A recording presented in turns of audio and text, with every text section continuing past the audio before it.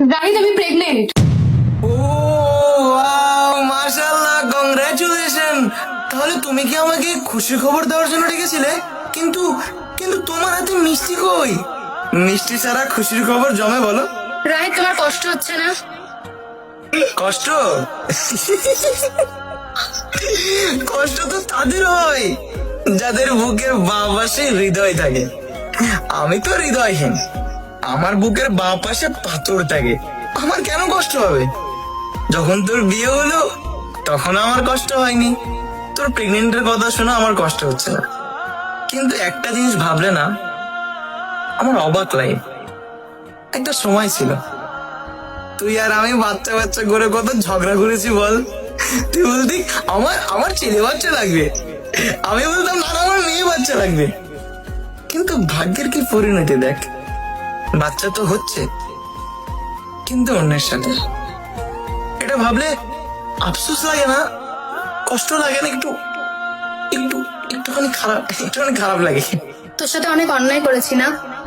তোকে অনেক কষ্ট দিয়ে ফেলেছি আমি না? কষ্ট? এখন তো রিয়েলাইজ হচ্ছে তুই আমাকে কষ্ট দিয়েছিস। ব্যাপার কি? যখন বিয়ে করলে তখন এই রিয়েলাইজ হয়নি? আচ্ছা থাক, ওটা বিয়ের পরে রিয়েলাইজ হয়নি। আজকে এতদিন পর অন্যের বাচ্চা পেটে করে নিয়ে এসে তো রিয়েলাইজ হচ্ছে যে তুই আমাকে কষ্ট দিয়েছিস। ডাল মে কুছ কালা তো হ্যাঁ। খুব বিশ্বাস করে গিয়েছিলাম তার কাছে, সে আমার ভালোবাসার মর্যাদাই দেয়নি। আমি প্রেগনেন্ট জানার পরেও সে বাইরে পরকিয়া করে। কি আর বলবো বলো, আজকালের মানুষ ভালোবাসার মূল্য দিতে পারে না। তুই তো আমাকে এখন ঘেন্না করবি, তাই না? তুই তো আমাকে এখন আর মেনেও নিবি না। মেনে নেওয়ার কথা তুই কিভাবে বলছিস?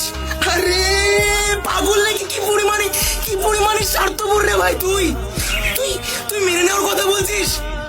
তোকে বিয়ের পরও আমি মেনে নিতাম, বিয়ের পরে বহু বছর সংসার করে আসলেও আমি তোকে মেনে নিতাম। আজ যদি অন্যের বাচ্চা পেটে করে নিয়ে এসছিস না, আজকেও তোকে মেনে নিতাম। কিন্তু নিব না। কেন বলতো?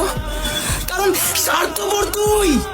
আজও নিজের স্বার্থের জন্য আমার কাছে আসতে চাইছিস, আমাকে ভালোবাসার জন্য না, তোর স্বার্থের জন্য। আগে তোর সময় কাটছিল না তাই আমার কাছে এসেছিলি, আর এখন তোর জীবন কাটছে না তাই আমার কাছে আসতে চাইছিস তুই।